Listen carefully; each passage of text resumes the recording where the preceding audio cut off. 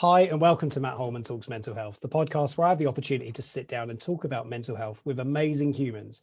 For this episode, I'm so happy to introduce Chris Crowley to the conversation. Welcome, Chris.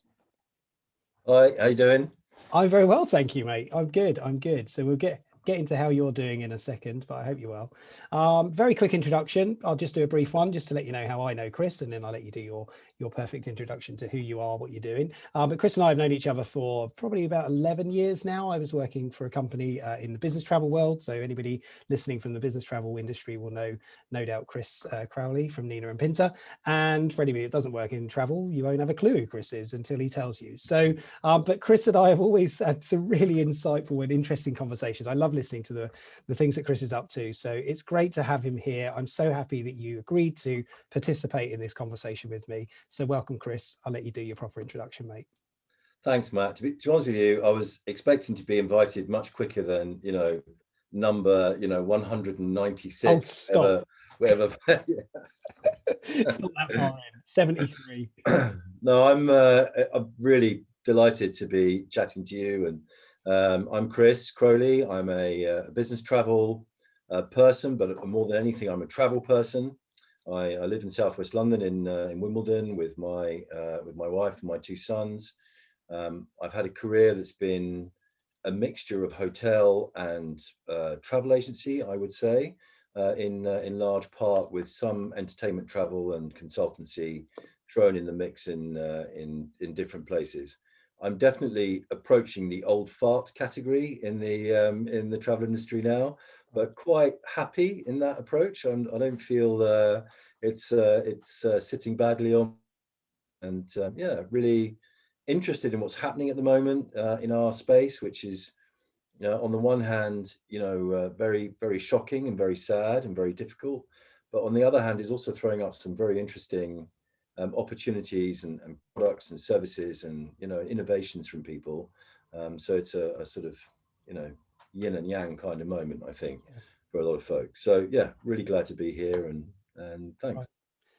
Brilliant stuff, Chris. We're not going to get too much into those yin and yang sort of technical sort of things if we're okay, because this is a conversation about you and your journey with mental health and how you define that. So that's the big question. I'm just going to throw it over to you to give us a bit of a story. Tell us a bit about yourself. Let us know who you are and some of that journey that you've been on. Well, in thinking about this conversation and trying to how do I think about mental health, because I think one of the interesting things that we've all learned to do in recent years is to start thinking about mental health. When I was a boy and a young man, I didn't really ever think about mental health. Mental health was a problem that somebody else had, or it was something that had a slightly negative context to it. Or so really thinking about mental health has been something I've done a lot in my recent years, and I mean, understand a lot things that happened to me and by me in my life as I grew up and I got older. I think in my life, my mental health has progressed from a series of key moments, right, that have affected me very deeply, and that's a common experience for a lot of people. I think the first one was my father dying of cancer when I was 20. This was a big moment for me. It sort of shook me as a person in my perception of myself and who I was. And in fact, I ran away from it. I ended up traveling around the world for quite a long time. Not the kind of travel that you and I do for work, much more to do with large groups of people on beaches and things like that. Right. But it also helped me to understand a lot, I realize now, about who I was, where I was from, and what I thought about the world. And that concept of self-identity and self-visualization has also been a very common theme in my mental health journey, trying to understand who I am and not why I am, because I think that's almost impossible to do that, but a little bit, what I am for, kind of thing. Because part of, I think my challenges when I was younger was frustration and anger. I was an angry guy. If I got frustrated, I was a kick the tires, bash the walls kind of guy, pretty impatient in my younger times. I could be overly direct to the point of, let's say, rudeness, and and I didn't really have a lot of patience with people that I didn't think were either at my speed or on my wavelength or in my way of thinking. And I learned my way around that over several years, through the help of some very influential people who I worked with or worked for.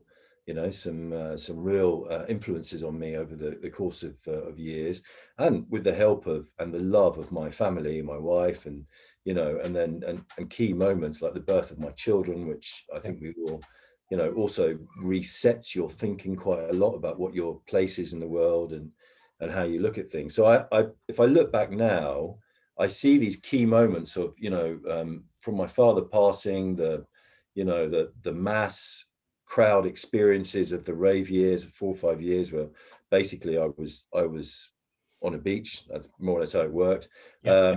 You know, years of starting into a career in travel, which I fell into by accident. I did a law degree at university and fell into travel, learning to be a human being to people, not to be an arsehole all the time, which was a, you know, was quite a big learning lesson for me. And finally accepting that it was okay to be proud and happy doing something that I had never imagined was a career or a life choice for me when I was being funneled through school, university, and all that process.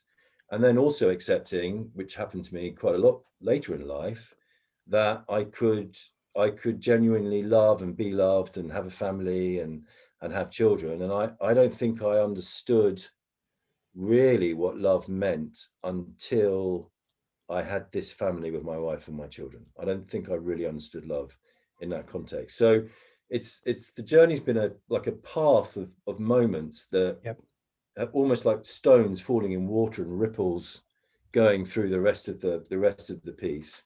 And you know, as I look back on it, what I realize now is that, you know, there are things that matter and there are things that basically don't. And the things that matter are, you know, your family, your friends, your community, your self-awareness, your understanding of yourself. You know, I don't know if you have this for your kids, but you know, my 5-year-old son is taught mindfulness at school.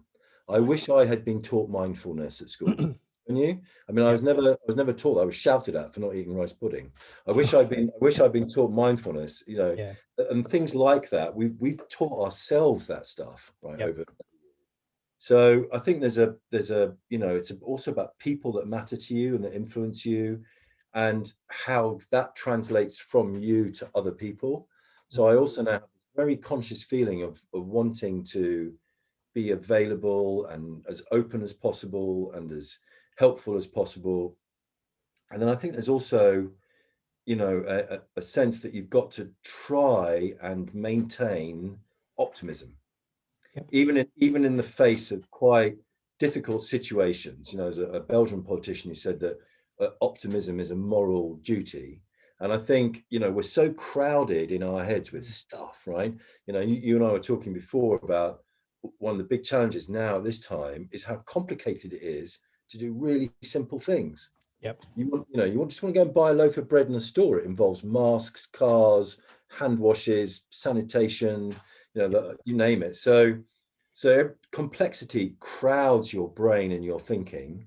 And, you know, the fact that we're also, I think, confined a lot with people in a certain way in this situation, both a blessing and a challenge in that situation. So I think as I think through the journey, and I also think about ways that I've developed to protect myself a little bit, but also to enable myself and to give myself the breathing space and the coping mechanisms to be able to deal with fluctuations of intensity. Because the other mental health lesson I think I've learned is that, certainly in my life, and it might be different in other people's lives, but certainly in my life, mental health pressure is not a constant. It's like a rising and falling kind of thing. So there are moments of severe intensity, and then there are moments of actual relative calm, and then you know. So it's also that that feeling. So wow, Well, it's really incredible and fascinating to hear your sort of version of that. And you're absolutely right. There is those moments of intensity and there's a moment of calm, and we go through these fluctuations constantly, actually, when there's pressure on, when we're expected to do certain things, and then other moments where we're going. One of my big things is about having the ability to recover from things that we do, which is the thing we tend to sacrifice the most. And you and I both lived a dream of, traveling around the world and seeing different things for work. And the challenge was recovery. I always found never having the chance. Can you talk a little bit about that experience for you, that journey? Because it fits in nicely, doesn't it? Yeah, I mean, I got to a point where I had to really change my job because my physical health was a Yeah. combination of stress, Yeah. young family, and 150 to 180 days of travel a year was not sustainable. It just simply wasn't sustainable. No. The eating and drinking that goes with this, Yeah. was also there. It's a lot of self-inflicted wounds in that situation. You become kind of blocking and negative in a wrong way. So no, I finally came to the conclusion that I needed to change my stars a bit, Yep. and do something different, and that the things that mattered to me were at home. They weren't in a meeting room in Holland or Dallas or wherever it happened to be. Right. So I took a decision that I think was one of the best decisions in my life. I took it with my wife together and left and pursued something different. And I still travel and I still do things like that, but I'm much more conscious now about making it as physically um, as little physical impact as possible, so that I'd allow my mental state with it to be okay, because the physical impact and the mental impact are really closely aligned. You fly a lot, or you're in different time zones or things like that. Your body becomes fragile. If you compound that with Yes. heavy drinking and too much eating and stuff like that, then your brain just, and you know how these things work, right? Yeah. You go to an internal meeting, you show up in, somewhere in the US, let's say like, I don't know, Dallas, for the sake of Yep. argument, fly like, 9 hours to get there, right? You show up on the Monday, to spend a week with 150 of your least closest friends. And, that night you have, a massive dinner. The Yep. next day, you're in a meeting room at 8:30, you watch PowerPoint until 6 o'clock, massive dinner. Meeting room 8:30, PowerPoint till 6 o'clock, massive dinner. Meeting room 8:30, go to the airport, get on the flight, go home, back in the office meeting. I mean, it's nuts. Yeah, That is it is. not the way to conduct business. We don't give each other any space or time, or you know. So I think maybe one of the positives that will come out of this situation is that we will learn to give each other space and time within the boundaries of our expectations from each other, right? And Yep. I think that's something that that really is missing things. And that again, it's that crowding sensation, isn't it? Yep. That makes it difficult for people to mentally breathe. So yeah, I think it was absolutely the right decision. I respect people that do it, by the way, and are able to manage it. And you and I both know some people that do. Yep. But I'm not one of those people. So I'm quite happy to do it on a reduced Yep. scale, have my family as well, still be effective in what I'm doing Mm. professionally, but have that balance between the different things. And I'm also, I think, I'm old enough, and I think you're old enough, that we're Yes. able to make those choices, Yeah. right? Because sometimes when you're younger, you're not in a position to make that choice, are you? Which is No, in hindsight is a wonderful thing, isn't it? Because you can look back and do that reflection. And I've done a lot of that over the last few years, in particular around this exact thought of travel. Do I miss it? Do I want to go back to it? I enjoy it now, the thought of it for pleasure, for holiday. I yeah, don't like the thought of going back to ever doing what I did before, because I just think it was it's a trajectory that doesn't end happily. That's the thing, no, isn't it? But when you're 20 years old and somebody says, go off and do this trip and it's free beer and as much food as you want to eat, it's hard, isn't it? So there is an element of responsibility. But I think, yeah, it's important that others around us tell us as well, though. yeah. Was anybody talking to you about that or saying anything when you were going through that excessive journey of, all those trips? No, they were not. No? I mean, occasionally somebody would send an email with an interesting article about work-life balance, Right. which normally followed the email demanding why you hadn't been at, X, Y, or Z meeting, or Yeah. where was the document they needed yesterday, or whatever it happened Right. to be. I tell you where I started to understand it Go on. was when I went on paternity for George, Okay. and taking paternity. And I've got to be very careful here because this is not something I think is unique to my employer at the time. No? But taking paternity was, in a certain sense, regarded as weakness. And I'm being very cautious how I Yeah. say it, but Yep. it was kind of like, really, you're going to spend 3 months being daddy, really, Right. right? Yeah. So we'll just do your work for you while you're off, having a holiday. Then will we? There was an element of that in it, right? So. Right. So, and again, I'm going to be really careful because, the provisions were good, and it's not a complaint, and I'm not trying to, No, make of course. assertions about this other.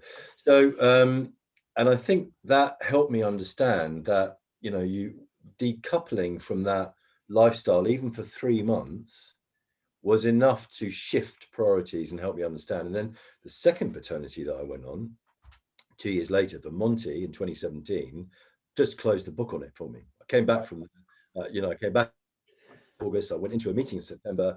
I was in a meeting room in Paddington. You know the one very well. Yep. About 30 people in it. Massive argument. That went on for a whole day of PowerPoint. I just thought, yeah, That's it. yeah. Okay. And you just, sometimes it takes these things to help you learn and understand it, I think. Oh, definitely. I can picture that scene right now, and I can understand. And when you're talking about it, it just makes so much sense. It just, that clarity point, isn't it, of value in certain ways towards family and community and things that are going on outside. Actually, we get fixated on work. That's my biggest challenge for many people now is, we don't know when to stop working. We don't know when to sever and stop. And I know you're very much into this boundaries setting and things like that now. So talk about what you do to take care of yourself now. What's your routine, if it is, or what do you look after yourself with? I know you've got some things in there that you said I'll be interested to hear. Well, I have some slightly unusual mechanisms for Oh, doing certain things with my head. okay. So I think there's a couple of things that you need to be able to do. One, I think you need to be able to let the creativity of your brain flow without you controlling it. Yeah. And what I do to enhance that is mainly I used to be quite well known for sitting on long haul flights, colouring quite complex patterns. Brilliant. Mickey taking out of me from other passengers in the flight. I really enjoyed They it. just wanted to do it themselves. Yeah, Yeah. Well, they were just watching some inane box set. Yeah. So that's a very simple thing. Then you also need your head, I think, to be able to have rhythm. So your thoughts have like a natural. If you imagine like a sine wave doing that, I think Yep. our brains have a kind of flow with them, right? And if we squeeze them too much, or we complicate them too much, or we put too much pressure on it, I think we put ourselves in a situation where our natural flow or restive state doesn't allow us to repair, and that becomes a self-fulfilling Yep. prophecy of unhappiness. So I like to do things that require me to create order in a slightly mindless way. So my favorite thing is ironing. So I'm really famous in my family as being the guy that irons everything, right? Nobody else is allowed to iron anything. Great Okay. big baskets of ironing develop in the house, and I iron clothes and watch cricket. Okay. Yep. And cricket for me is like sport, is like Zen expressed as sport, because it's just a rhythm. It's the only, by the way, the only sport in the world where a draw is a perfectly acceptable and often desirable result, right? Yep. So so I do these things where I'm doing something that does not require me to consciously control the order of it. I can then let my mind wander. And then the other thing that I do, which is a lot of walking. I'm not a runner. Yep. People are runners. A lot of walking, and I go back into the deep house and the trance music that I spent so many years dancing to, Right. and I generate this. I'm able to generate the same mental euphoria is the wrong word, but mental calm, Yeah. because it's something. and people who've had this lifestyle will understand this. There's something about being in the middle of 5,000 people dancing to the same beat that is it's actually a very calming, almost spiritual experience. Yep. You help it be that with some of the things that you do, but nonetheless, there's a Yeah. let's not get into Walking. that. You mean walking, right? You would. Yeah, physical exercise. Yeah. So and Yeah. walking also does that for me, listening to the music. So it's about, it's physical exercise. It's allowing your brain to be free by the performance of a monotonous but orderly task, or it's allowing a very base level of creativity.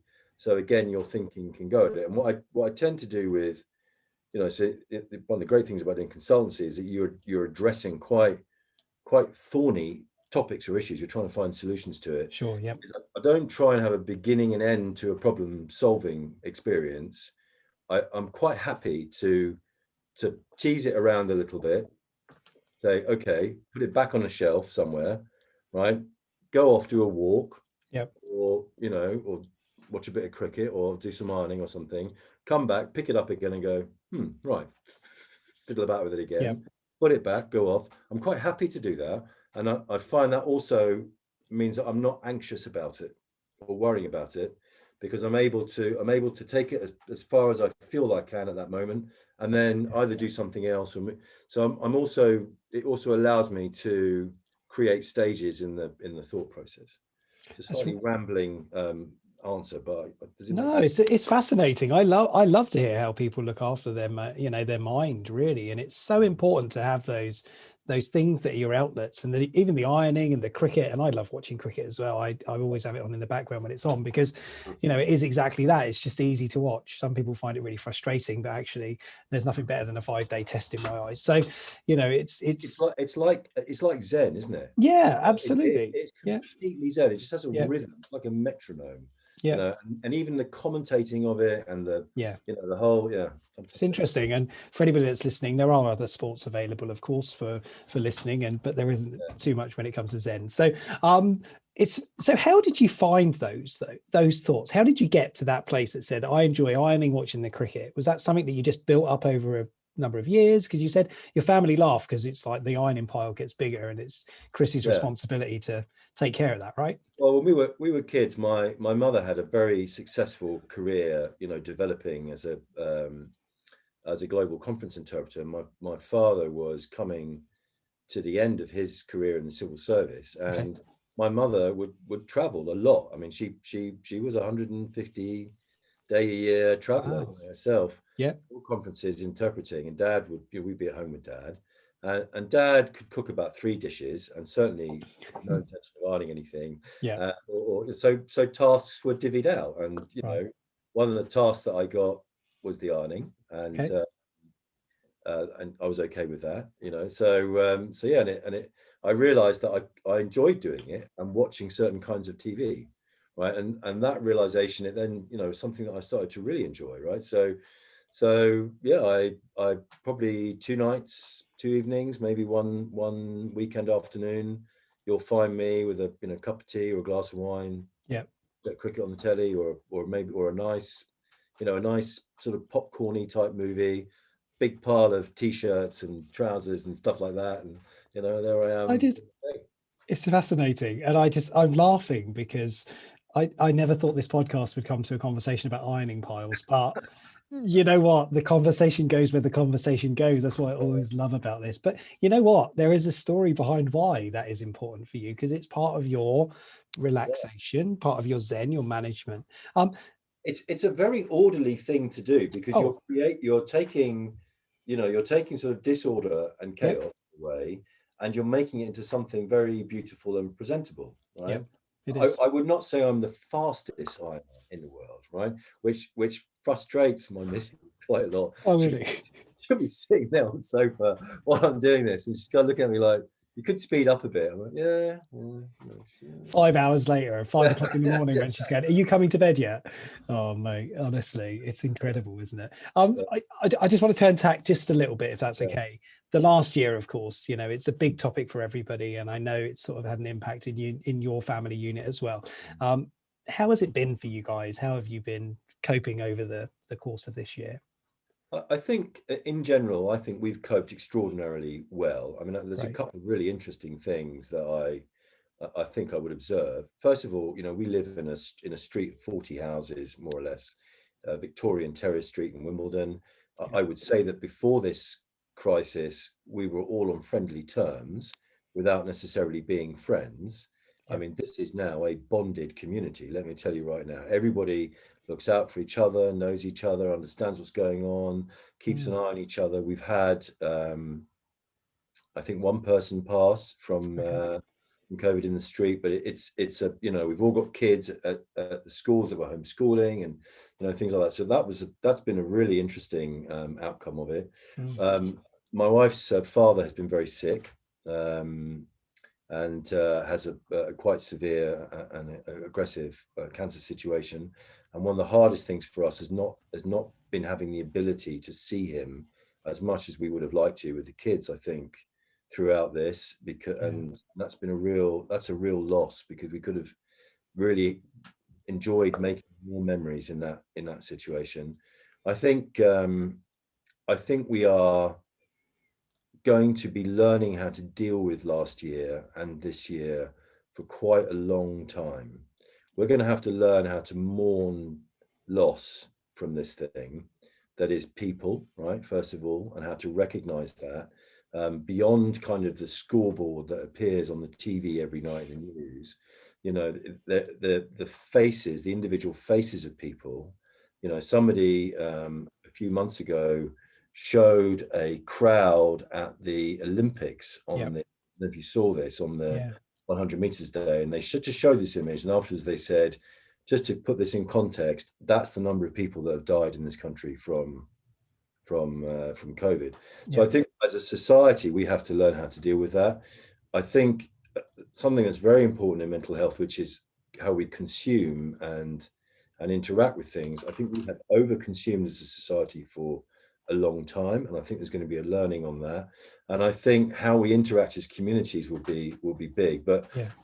I think we've got to, every day we need to count our blessings, the people that we love, the people that we cherish, the people that are important to us.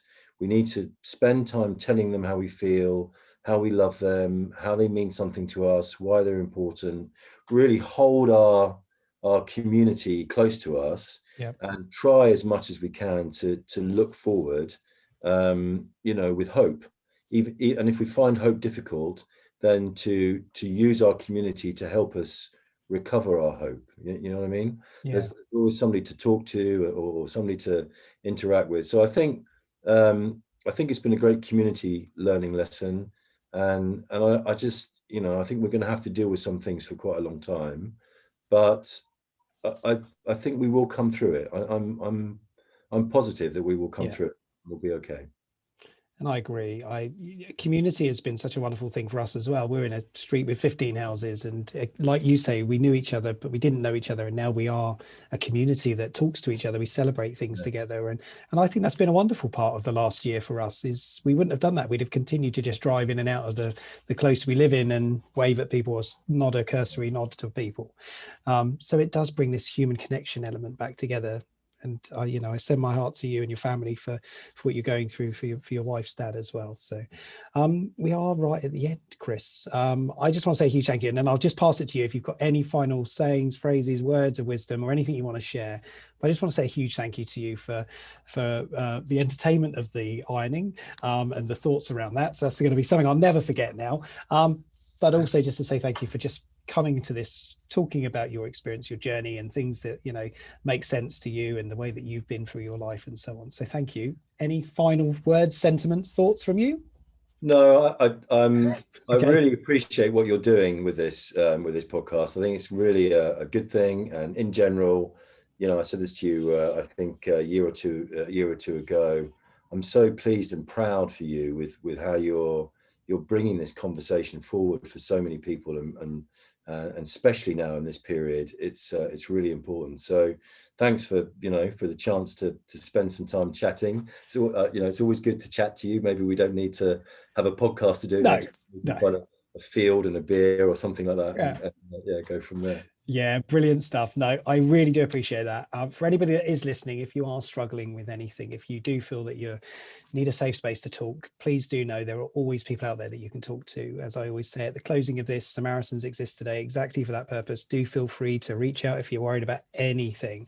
116123 is the number, or you can text if you're into texting, messaging, to shout at 85258. That's the number for that as well. So thanks, Chris. It's all been great. Lovely to see you. All the best to you and the family. Take care. Look after yourself, mate. Cheers. Thanks. Bye.